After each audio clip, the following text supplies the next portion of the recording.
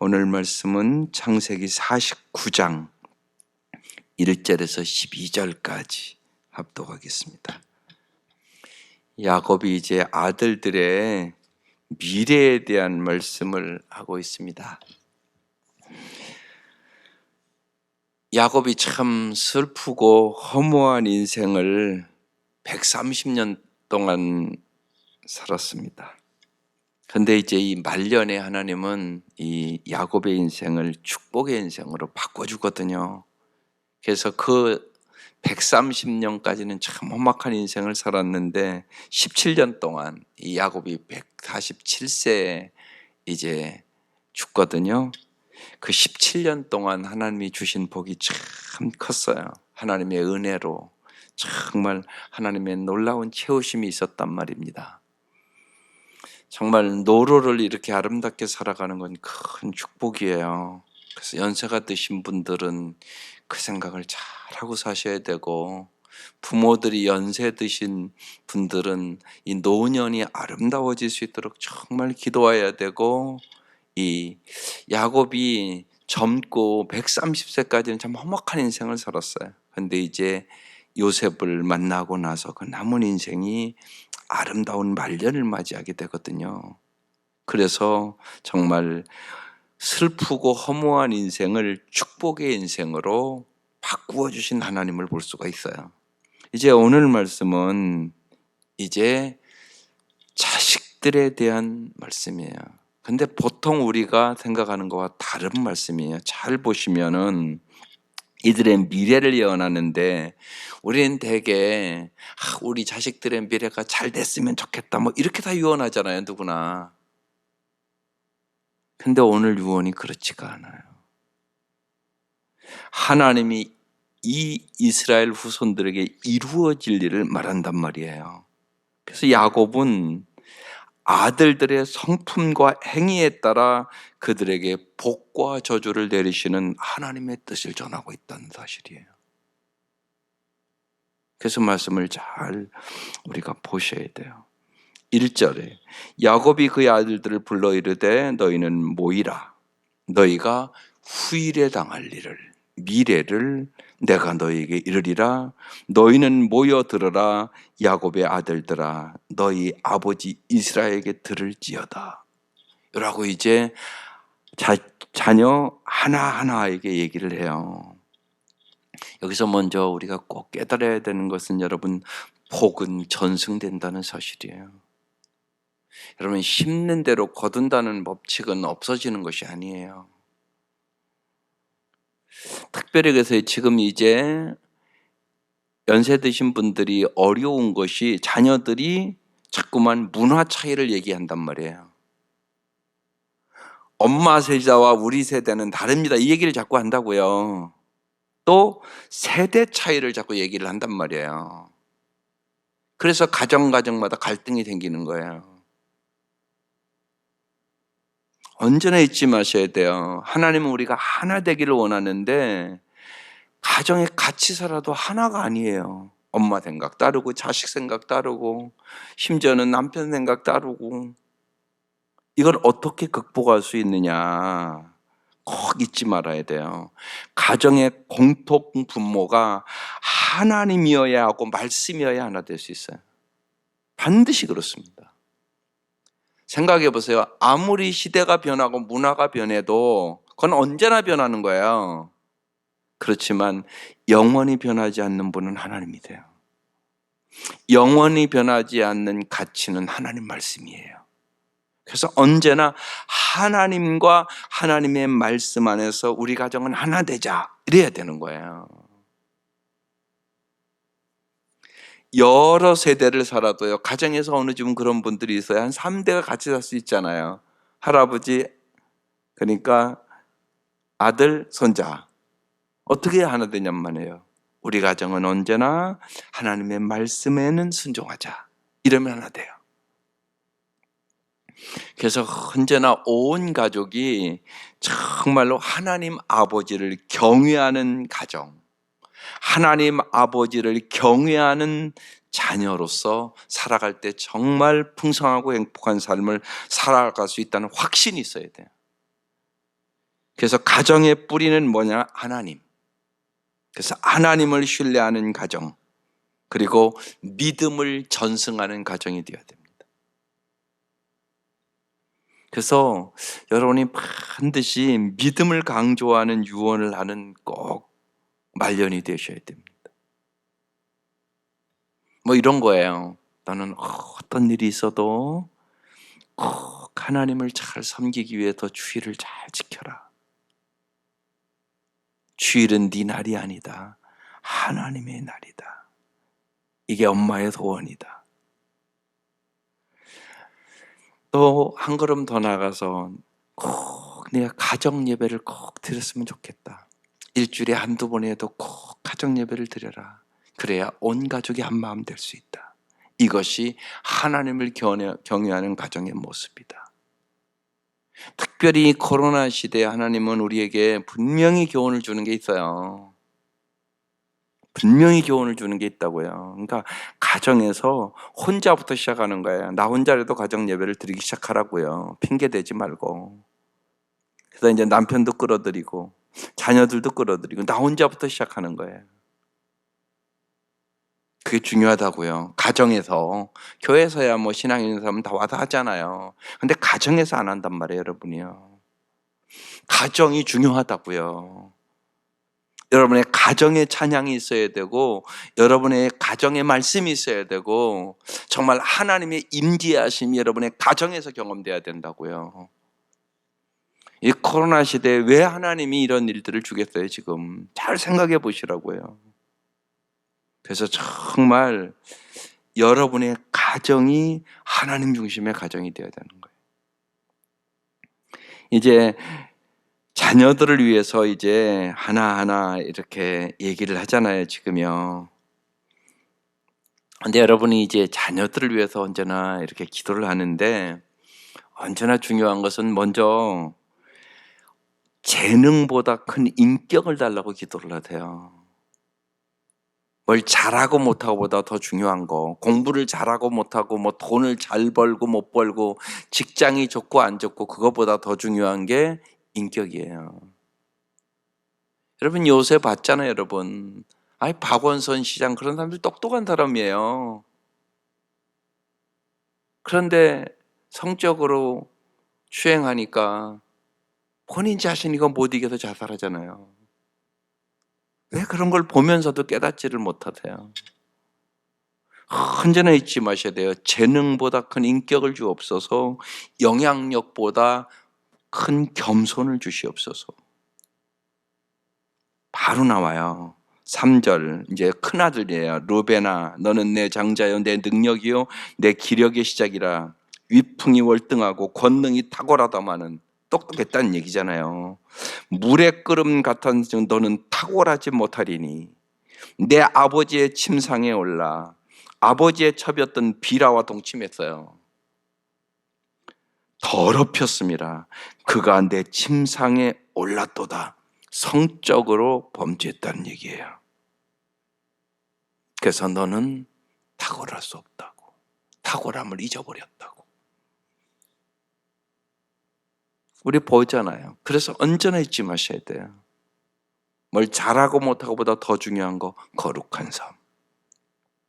특별히 젊은이들에게 끊임없이 가르쳐줘야 돼요. 거룩한 삶을 살아가야 된다.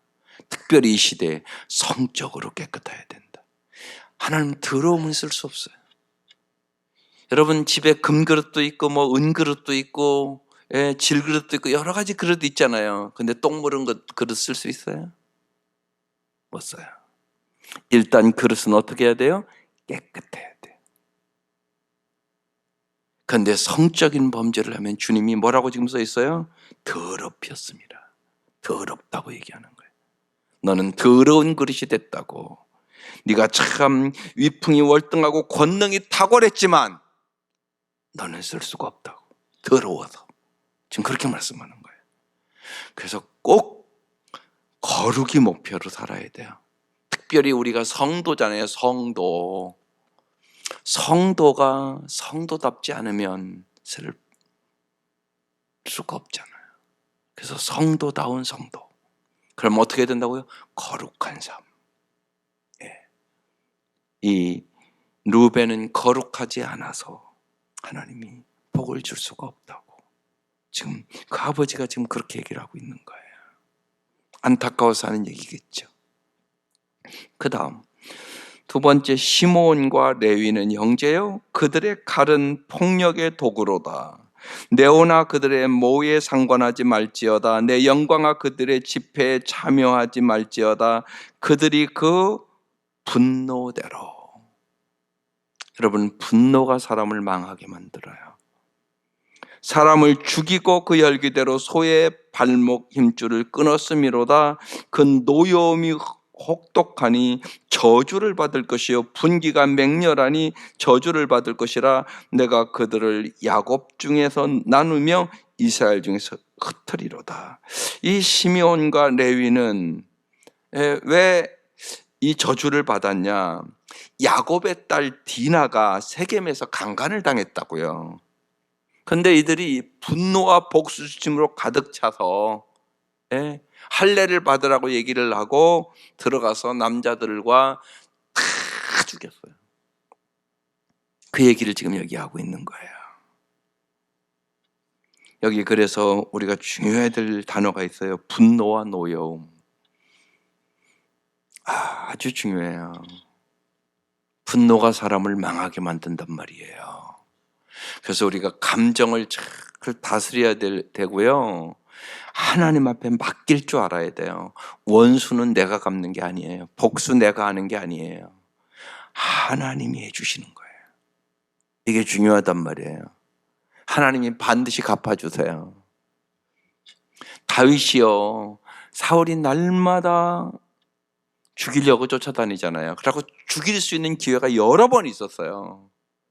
그런데 하나님이 기름 부으신 왕을 내가 죽이지 않겠다고, 그리고 거절하거든요. 그리고 하나님이 가장 적당한 때에 모든 것을 처리하시거든요. 이게 하나님을 믿는 거예요. 그래서 여러분, 우리가 인생을 살아가다 보면 분노할 일이 왜 없어요? 있어요. 노여움이 없어요? 있어요. 그래서 여러분이 기도해야 되는 거예요. 그렇지 않으면 인간은 어김없이 자기의 감정대로, 가정에도 들어가 보면요, 서로 별거 아닌 일 갖고 화내고 분노하고 감정적인 싸움을 하는 집들이 너무너무 많아요. 그래서 제가 요새는 그 어린아이들, 청소년들 그 감정 코칭에 대해서 제가 좀 공부를 해요. 감정 코칭을 잘 하는 게 평생 복을 받는 길이에요. 감정 코칭. 아이들 감정을 잘 다스리는 법을 가르치는 거예요. 어렸을 때부터. 그게 참 중요해요. 주일학교 때. 감정 코칭. 감정을 잘 다스리는 법을 가르쳐야지 아름다운 삶을 살아요. 한국 사람들은 무지하게 감정적이에요. 별거 아닌 일에 노여워하고, 힘을 합해서 마귀와 싸워도 이길까 말까인데 부부간에 자꾸 싸우니 그 가정이 어떻게 승리하겠어요? 특별히 여러분, 우리의 인생에 누구나 내 감정을 상하게 하는 일이 언제나 있어요. 그때 하나님 앞에 맡기는 기도를 하세요. 우리는 언제나 선으로 악을 이기라고 성경은 얘기하고 있는 거예요. 그러니까 하나님의 능력으로 이기는 거예요. 내 능력으로 못 이겨요. 내 능력으로 내 감정 하나 컨트롤 못 합니다.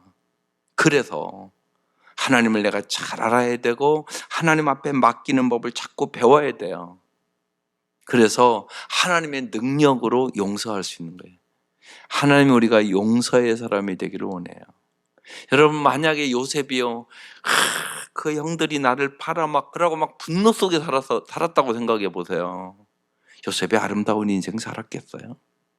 감옥에 가서 보디발 그 안에 그러면서 욕하고 살지 않았겠어요? 그 여자 때문에 내가 감옥에서 내가 하지도 않은 짓을 누명을 쓰고, 그러면 화가 나서 죽지 않았겠어요? 생각해 보시라고요. 그럼 요셉 인생 망쳐들었을 거예요. 그런데 요셉 그러지 않았어요. 하나님 앞에 맡겼어요. 하나님이 함께 했어요. 하나님이 그의 생각도 마음도 감정도 컨트롤해 줬어요. 이게 참 중요한 거예요. 그러니까 제가 날마다 기도하라고 그러잖아요. 하나님, 나의 생각도, 나의 눈도, 나의 입술도, 나의 마음도 주님이 지배해달라고. 주님이 지배해야만 성령의 열매를 맺게 되는 거예요. 그렇지 않으면 인간은 어김없이 분노하고, 어김없이 노예화하고, 어김없이 서로 싸우고, 그런 일들이 날마다 벌어지는 거예요. 그래서 성령 충만함을 이 아침 받아야 되는 거예요. 그래서 성령의 지배 속에 내가 생각하는 것도 하나님처럼 생각하고, 보는 것도 하나님의 시각으로 보게 되고, 내가 말하는 것도 주님이 말하는 것처럼 말하게 되고, 주님이 내 마음에 사랑을 물붓듯이 부어주셔야 되고, 내 손과 발을 주님께서 주장할 때 우리가 정말 성령의 열매를 맺는 아름다운 삶을 살아갈 수 있게 되는 거예요. 근데 이들은 분노를 이기지 못해서 가서 다 쳐 죽이고 그랬단 말이에요. 그래서 너도 시몬과 레위도 복을 받으시는 사람이 못 된다고 얘기하고 있는 거예요. 그래서 하나님이 우리를 언제나 용서의 사람으로, 사랑의 사람으로 날마다 빚어가시는 거예요. 그 다음 세 번째, 여기 이제 유다에 대한 얘기예요. 유다야, 너는 내 형제의 찬송이 될지라 그랬어요. 여러분, 이 복 받으시기를 바라요. 여러분이 언제나 찬송이 되시기를 바라요. 내 손이 내 원수의 목을 잡을 것이요, 하나님 원수를 다 무찔러 주겠다는 얘기예요. 내 아버지의 아들들이 내 앞에 절하리로다. 그러니까 모든 형제들이 네 앞에 절할 것이다, 그렇게 얘기하는 거예요.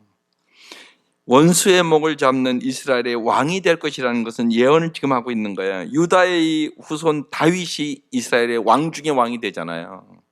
그리고 훗날 이 유다의 자손에서 예수 그리스도께서 만민의 경배를 받는 참된 왕이 되잖아요. 이 유다의 자손에서 다윗이 나오고요, 예수 그리스도가 나온단 말이에요. 그 얘기를 지금 여기 하는 거예요. 이미 놀랍잖아요. 그가 엎드리고 웅크림이 숫사자 같고 암사자 같으니 누가 그를 범할 수 있으랴. 여러분, 동물 중에 왕이 사자예요, 그죠? 그렇게 하나님께서 힘을 주겠다고 지금 말씀하고 있는 거예요. 주가 유다를 떠나지 아니하며 통치자의 지팡이가 그 발새에서 떠나지 아니하기를 실로가 오시기까지 이르리니 그에게 모든 백성이 복종하리로다. 정말 왕 중에 왕을 삼아주시거든요. 그의 나귀를 포도나무에 매며 그의 암나귀 새끼를 아름다운 포도나무에 맬 것이며 또 그 옷을 포도주에 빨며 그 복장을 포도즙에 빨리로다. 풍성함을 주겠다고 말씀하시는 거예요. 그의 눈은 포도주로 인하여 붉겠고 그의 이는 우유로 말미암아 희리로다. 풍성함을 약속해요. 이 유다는 왜 이 큰 은혜를 받았을까요? 유다가 처음에는 그렇지 않았는데 변하거든요. 그래서 정말 베냐민이 잡힐 때 유다가 그러잖아요. 베냐민을 여기 잡아놓으면 우리 아버지 죽는다고, 나를 잡아두라고, 나를.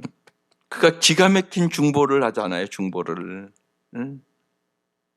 그때부터 이 유다는 자기 희생의 사람으로 변해요.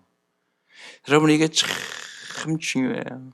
하나님 앞에, 하나님, 내가 하나의 미랄이 되어 썩어져 죽는다 할지라도 정말 나를 통하여 내 주위의 모든 사람을 복받게 해주십시오.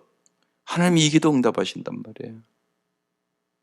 이 땅에 수많은 선교사들이 그렇게 기도하면서 양화진 그 묘지에 지금 묻혀 있다고요.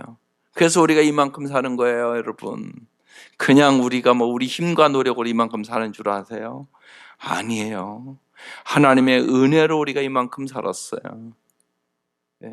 그 사람들 생명 걸고 왔어요, 이 땅에. 그래서 양화진 가서 그 설명을 들으면 눈물을 흘리지 않고는 들을 수가 없어요. 저쪽 끝머리 가면 어린아이들 묘가 쫙 있어요. 이 땅에 와서 풍토병 걸렸어요. 1살에도 죽고 3살에도 죽고, 그 선교사의 자녀들 많이 죽었어요. 그 자기 희생을 통하여 오늘 이 땅에 복음이 전해졌고 우리가 예수 믿고 구원받았고 복음 안에서 이만큼 살아가는 거예요. 지금 언제나 잊지 마셔요. 저절로 되는 건 없어요. 여러분, 자기 희생이 있는 거예요. 기도의 희생이 있고요, 물질의 희생이 있고요, 재능의 희생이 있고요, 누군가 희생을 함으로 열매를 맺는 거예요. 그러니까 여러분이 중요한 거예요. 여러분 자손들을 복받게 하려면 오늘 이 유다와 같은 태도가 필요한 거예요. 하나님 앞에 자기 희생을 심어야 되는 거예요.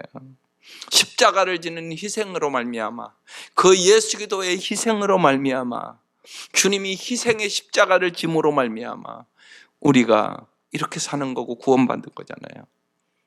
여러분, 언제나 인생은 여러분 세 가지 종류의 사람입니다. 자기 유익의 십자가를 지는 사람, 그리고 회개의 십자가를 지는 사람, 자기 희생의 십자가를 지는 사람.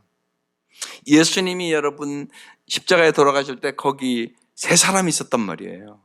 강도들과 예수님이 있었단 말이에요. 근데 그 세 개의 십자가가 다른 십자가란 말이에요. 첫 번째 사람은 이기주의의 십자가를 졌단 말이에요. 자기밖에 모르는 사람. 마지막까지 네가 능력 있으면 너 구원 해봐 이러면서 마지막까지 예수님을 저주했던 강도가 있었단 말이에요.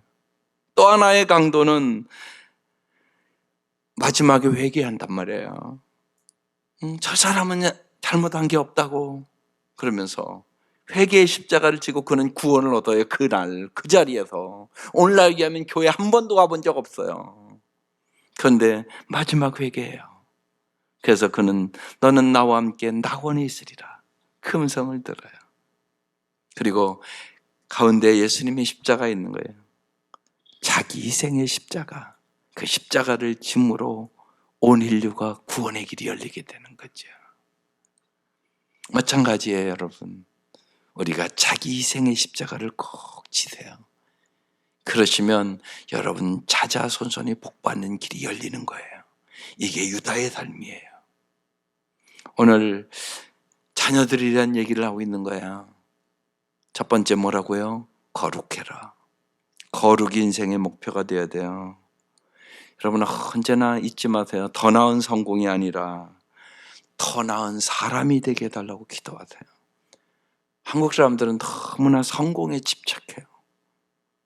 여러분 사람이 중요해요. 사람. 더 좋은 사람, 참 좋은 사람, 참 따뜻한 사람. 정말 이렇게 정리를 하자고요. 진짜 성공은 뭐냐? 예수를 닮는 게 성공이에요. 예수를 닮은 사람. 그게 성공이에요. 그게. 그 기도를 하시라고요. 예? 공부를 잘하고 못하고 뭐 합격하고 불합격하고 그건 두 번째 문제예요. 그것 때문에 망하는 게 아니에요. 절대요. 사람이 착하고 성실하고 진실하면 하나님은 복을 주세요. 그래서 정말 거룩한 사람, 또 우리의 삶에 분노도 있고 노여움도 있고 오해도 있고 여러 가지가 있는데 하나님 다 알고 계세요. 원수 갚는 것이 하나님께 있음을 믿고 언제나 선으로 악을 이기는 삶. 또 이 유다처럼 자기 희생의 삶을 삶으로 그때 우리가 하나님 백성다운 모습을 세상에 보여줄 수 있는 거야. 예수 믿는 사람은 참 자기를 희생하는구나. 그래서 하나님 앞에나 사람 앞에나 존귀한 삶을 살아가는 거예요. 그래서 하나님의 백성다운 삶으로 살아갈 때 우리가 복의 통로가 되는 거예요. 이 은혜가 함께 하시기를 주의 이름으로 축원합니다. 기도드리겠습니다. 하나님 아버지, 날마다 저희들이 성도다운 성도로 살아감으로 이 세상의 복의 통로가 되게 하여 주옵소서. 하나님 아버지, 이 아침도 귀한 딸 1000번제를 드리며 간구하는 이 기도를 응답하여 주시고 하나님께서 진실로 이 어머니가 이 땅을 떠나면서도 마지막까지 간구했던 그 기도를 응답하여 주셔서 하나님 앞에 영광을 돌리는 딸이 될 수 있도록 은혜를 베풀어 주옵소서. 하나님이여, 주님께서 이 아침도 어머니와 아들이 함께 간구하는 기도를 응답하여 주시고, 간절히 원하옵는 것은 사랑하는 아들에게 금보다 더 귀한 믿음을 주시고, 날이 갈수록 하나님을 잘 알아감으로 하나님이 주시는 놀라운 축복을 경험하며 살아갈 수 있도록 인도하여 주옵소서. 예수님의 이름으로 기도드립니다. 아멘.